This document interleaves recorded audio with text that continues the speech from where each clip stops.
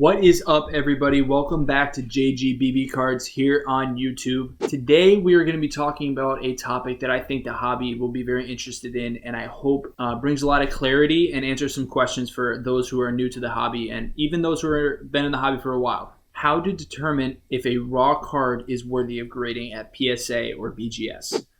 So we're going to go through a few of my most recent pickups. Hopefully my editor can put them on the screen. You got it, dude! And I'll show them to you here on the video as well. And three main topics that I look at when I am looking at a raw card. So first and foremost, let's take this Gavin Lux rookie card foil that I picked up a couple weeks ago. So this card obviously is, very sought after, and really brings me into my first point. You have to be super critical when looking at these cards because these grading companies are very, very critical when looking at the cards. They often look at the cards under a very small microscope that you hold up to your eye. It's made for jewelry, but they use it on cards. And they look at every single little edge, every single little corner, any imperfection on the surface, anything that can make this card not be a 10, they'll find it. So for this card in particular, I look at this card and I think it looks pretty good, but there is some slight, and I mean slight, edge wear on the left. And that's just how it came out of the pack. I've opened a lot of Series 1, and there's a lot of edge wear on foils. So this card, I'm going to send in, because a rookie card that has a little edge wear, it still might be coming out a PSA 9, maybe even a 10, depending on who's grading it and depending on the day. So that brings me to another point.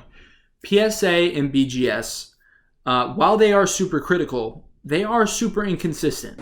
What? Their word is not gospel, meaning they can be wrong. So there's cards that I've sent in that come straight out of the pack that look great, that I don't think have any imperfections, and they've come back and they've been 8s or 7s or 9s when I thought they'd be 10s. So that was surprising for me, but at the end of the day, that happens, and BGS and PSA people aren't perfect. So what you can do is just crack them open and send them in again if you want, or you can sell them for what they're selling for on eBay. So that brings me to another point.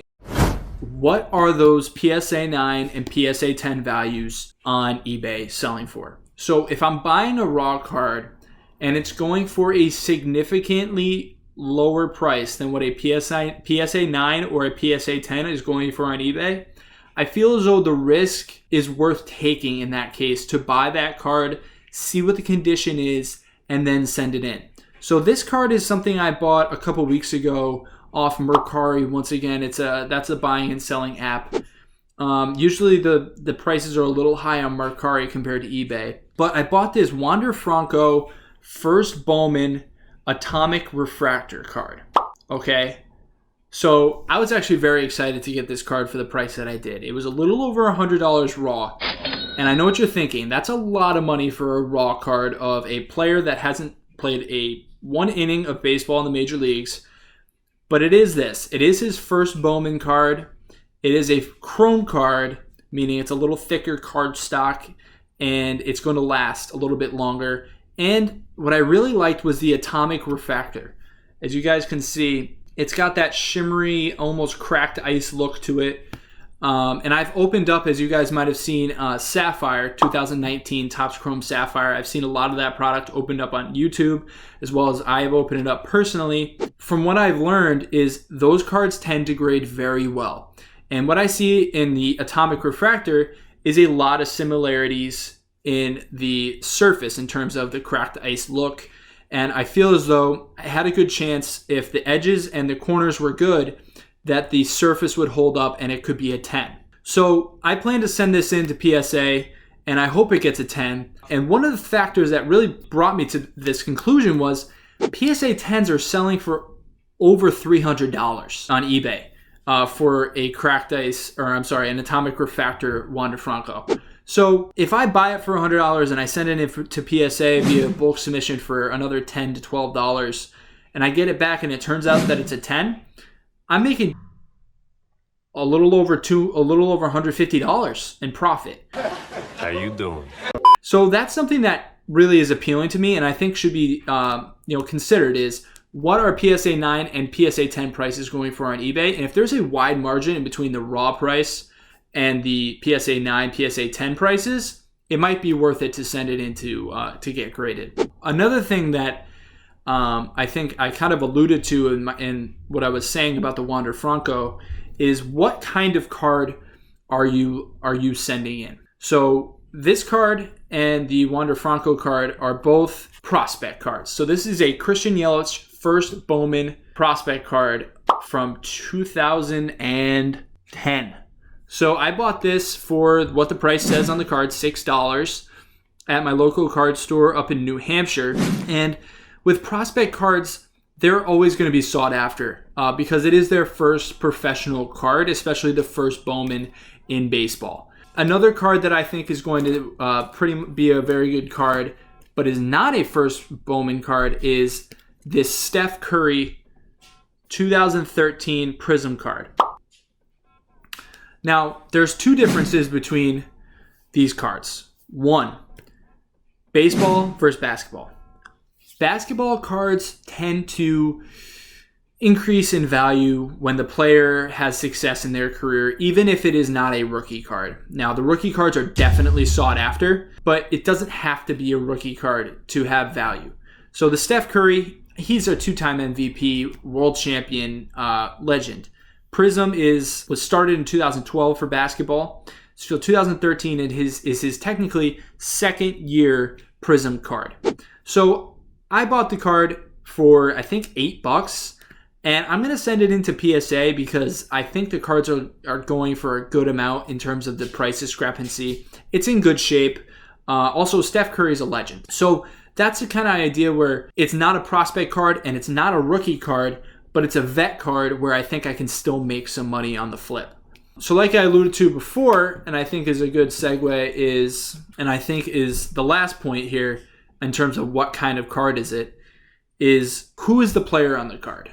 So, as I mentioned, Christian Yelich, MVP. Steph Curry, MVP, champion. Wander Franco, the top prospect in baseball. LeBron James, the best player in basketball for this generation. This is another one where I think the price was worth it. So, I bought a Zion Williamson My House Optic Hollow, and I bought it for $50. My thinking here was Zion is causing a major stir in the industry. He is making people come back into card collecting that haven't even thought about collecting cards in years. So my thought process is I may not be a Pelicans fan. I may not be a Zion fan. I think he's super exciting to watch when we're actually playing sports and he's on the court. I feel as though there's always going to be a market for him, given the hype and given the fact that a lot of people are coming into the card community just to buy him. So I liked the opportunity to buy his card at a good price. I can send this in right now, and if it gets graded a PSA 9 or a PSA 10, it's going to be making me money. It already has made me money. It's almost tripled in price since I bought it. I bought this, like I said, for $50. It's now selling for around $130, I believe, on auctions on eBay.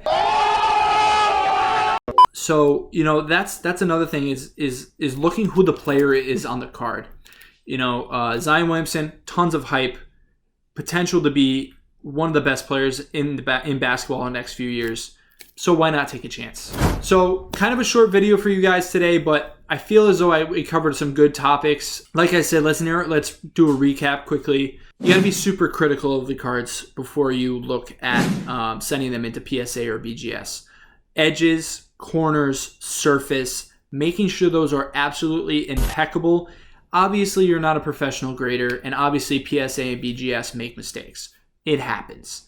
And sometimes it can be costly mistakes. But at the same time, that's part of the hobby and that's part of collecting. Number 2, what kind of card and what year is the card? So we went through a few cards, prospect cards, veteran cards, and Zion cards, which would be his rookie. This is very critical in looking to see what kind of cards you want to send into BGS. Being aware that basketball cards can hold value even if it is not a rookie card. Baseball cards can do the same, but it's very rare. Mostly prospect cards and rookie cards are what you want to send into PSA and BGS.